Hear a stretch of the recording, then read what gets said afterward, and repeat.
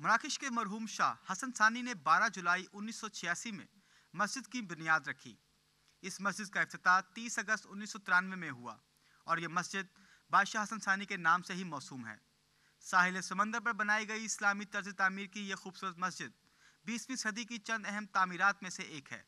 12 hectare रकबे पर मुहित मस्जिद में 200 मीटर लंबा, 100 मीटर चौड़ा और 60 मीटर बुलंद हॉल बनाया गया है।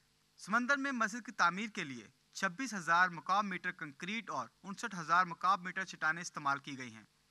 मस्जिद की तामीर में अरब और मराकश की तर्ज तामीर को मलहूज रखा गया है और मराकश के हुनरमंदों ने लकड़ी और चमकदार पत्थरों से मस्जिद की खूबसूरती में इजाफा किया है।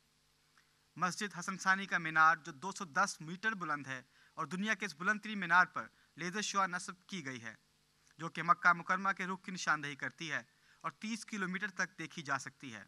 नमूद मुस्लिम, Pakistan television news, Casablanca, Morocco.